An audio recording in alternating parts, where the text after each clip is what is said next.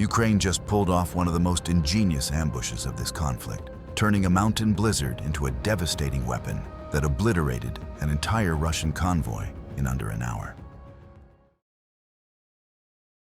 Picture this, 3:12 a.m. in the Antofka corridor. The temperature? A bone-chilling -19 degrees Fahrenheit. A massive 3-mile Russian convoy pushes deeper into a blizzard-choked mountain pass, completely unaware they're driving straight into a trap Ukraine has been engineering for nearly 4 months. In just 20 minutes, this column, hauling over 160,000 anti-tank mines worth roughly $210 million, would be shredded across the frozen canyon. But here's the thing, the fatal mistake wasn't just the ambush itself. It was choosing to enter a weather trap that Ukraine had meticulously shaped since early autumn. With political delays slowing Western aid packages, Russian commanders grew dangerously overconfident. Their massive unit, a chain of nearly 80 vehicles including 42 BTR-82A armored carriers, 18 T-72B3M tanks, and 19 ammunition trucks, treated this narrow mountain pass as a convenient shortcut to reposition forces near Kherson.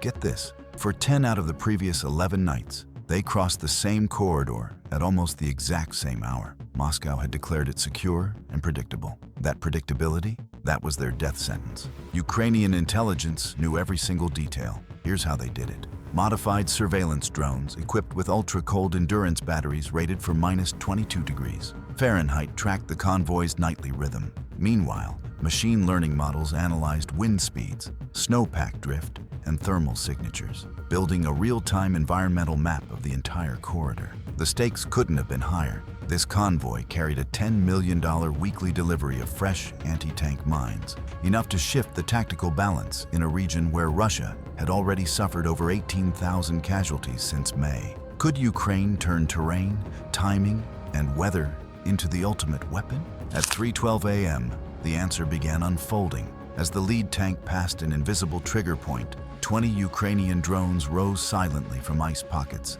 carved into the canyon walls. But here's the brilliant part. These weren't attack drones. They were the opening act of something far more sophisticated. Each drone carried compact heating modules set to 125 degrees Fahrenheit, releasing warm air into the freezing night. The blizzard pulled this artificial heat upward, spreading it into swirling thermal plumes that formed a giant phantom convoy on Russian radar, an entire heat column that appeared out of nowhere. Below, the real Russian vehicles kept rolling forward, completely oblivious to the illusion forming above them. The trap had snapped shut. Nearly 14 miles away, a Russian radar station registered a massive thermal anomaly moving north, far larger than anything previously observed. To Russian operators, it looked like an unexpected Ukrainian reinforcement column with dozens of tanks and APCs, but none of it was real. At 3:19 a.m., the radar crew transmitted an urgent report, triggering a cascade of chaos. Russian artillery units were immediately ordered to reposition to face a threat that didn't exist. Meanwhile, the real convoy continued crawling forward as visibility dropped to barely 25 feet and wind gusts reached 38 miles per hour. This was exactly what Ukraine needed. As Russians advanced through the choke point, pressure sensors hidden beneath packed snow, installed 5 weeks earlier during a nighttime infiltration, registered the weight of the first tank column. At 3:22 a.m., a Ukrainian special operations team 1.6 miles away issued a single order. Phase 2, mask all engines. Instantly, 800 drones rose and flooded the canyon with electronic warfare noise, dissolving radio communications inside the Russian convoy.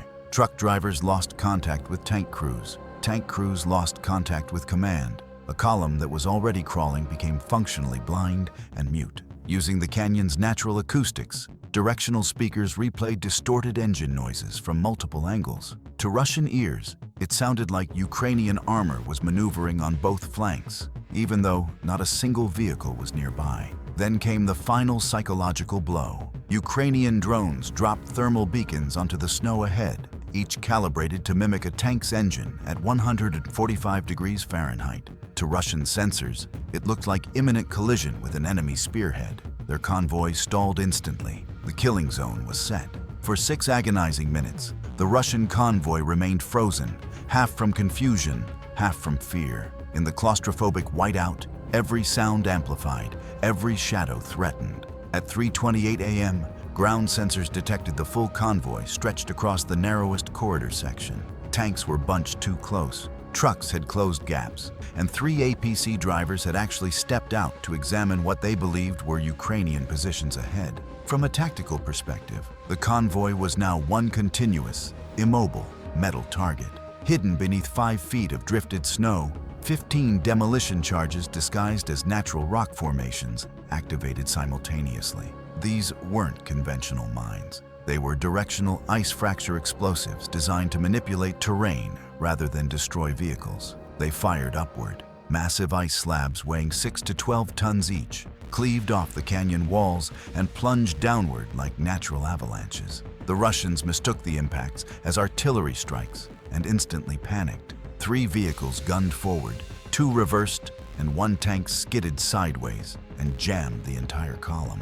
Within 30 seconds, the pass was completely blocked from both ends. A second layer of charges triggered a cascade of compacted snow that created a 14-foot wall of frozen debris. The canyon had transformed into a sealed chamber with no escape. Temperature, minus 19 degrees Fahrenheit. Wind chill, minus 31 degrees Fahrenheit. Every minute they stayed trapped. The cold drained fuel, batteries, and morale. The Ukrainian team leader checked the final sensor readings, then issued the next order. Phase 4, bring the hammer. At 3:34 a.m., more than a mile above the canyon, 12 Ukrainian Spectre strike drones broke through the upper cloud layer. Each carried a 38-pound shaped charge warhead designed to pierce armored roofs weakened by extreme cold. The drones descended in a staggered pattern, using cliff faces to mask their approach. Snow and wind concealed their engines, while the hunter drones fed them encrypted telemetry updates. Inside the convoy, crews finally sensed danger.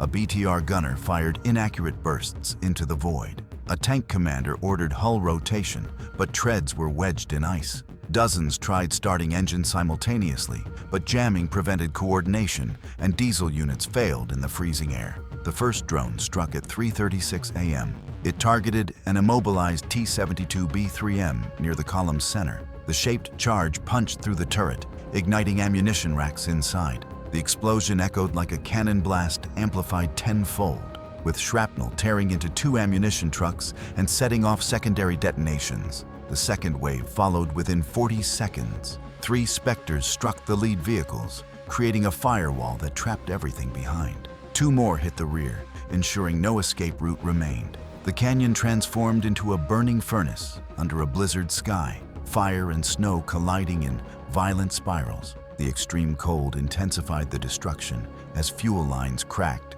hydraulic systems froze and burst, and burning debris fused with ice. One final drone released a thermal scatter charge with pellets burning at 2,500 degrees Fahrenheit, preventing Russian crews from approaching damaged vehicles. In less than 4 minutes, the convoy's combat capability had dropped by over 70%. By 3:41 a.m., the corridor had become a death chamber of fire, shattered ice, and trapped steel. But Ukraine wasn't done. A significant portion of Russia's mine shipments remained intact inside armored carriers. Ukrainian special operations teams activated 4 remote thermal lances hidden in the canyon wall weeks earlier. Each could project a 3,000-degree Fahrenheit plasma burst capable of melting through heavy armor. At 3:43 a.m., the first lance fired. A jet of bright orange plasma stabbed into a BTR carrying mine crates. The armor glowed red, sagged, then breached. Inside, chemical fuses warped and ruptured, not detonating violently, but popping and hissing, rendering themselves unusable. Ukraine had engineered the temperatures precisely to avoid chain reactions while destroying the cargo's functionality. The second lance targeted the central freight truck, melting a clean hole through its side. Remaining Spectre drones circled in containment pattern, scanning for survivors, while hunter drones continued jamming to ensure no distress signals escaped. Russian crews were breaking down fast. Several tried climbing the canyon slope, but found the ice too sharp and brittle. Others attempted to dig out vehicles, only to retreat as more snow cracked overhead. At 3:46 a.m., secondary flare-ups rippled through the convoy. Fuel cells cooking off, ammo boxes bursting, electrical systems shorting. Over 85% of the convoy's mobility was gone, and nearly all mine shipments had been compromised. Ukraine wasn't just destroying vehicles, they were erasing weeks of Russian logistical effort. By 3:52 a.m., the Antofka corridor was no longer a battlefield. It was a sealed tomb under a raging blizzard. At 3:54 a.m., a final pair of heavy Spectre drones descended, each equipped with 52-pound thermobaric charges designed for enclosed terrain. The drones positioned themselves at opposite ends of the destroyed convoy. At 3:55 a.m., both charges detonated. The canyon amplified the blasts like a massive echo chamber. Pressure waves ricocheted off frozen walls, creating rolling shocks that crushed vehicle hulls already weakened by ice in previous strikes. Snow condensed into white vapor, flames stretched horizontally, and Russian survivors were thrown off their feet before the sound even reached them. When the echoes faded, the Antofka corridor fell silent. The thermobaric blasts hadn't only destroyed what remained, they had sterilized the battlefield, ensuring no equipment, mines, electronics, or intact vehicles could ever be recovered.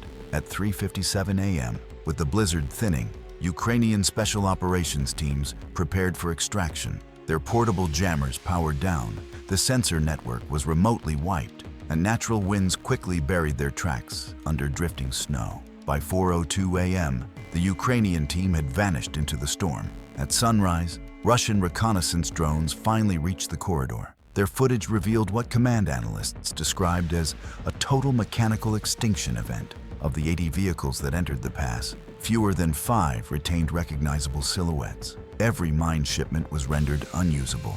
Fuel reserves, ammunition stocks, and spare parts were obliterated. Russia's attempt to reinforce the sector had been delayed by at least 12 to 15 days. For a mission planned over 4 months and executed in under 50 minutes, Ukraine achieved a strategic, logistical, and psychological victory that will be studied in military academies for decades. The storm was their ally. The canyon was their weapon.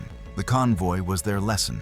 This wasn't just an ambush. It was a masterclass in modern warfare, where intelligence, technology, environmental awareness, and patience combined to create an absolutely devastating trap. Ukraine proved that in modern combat, the most powerful weapon isn't always the biggest gun.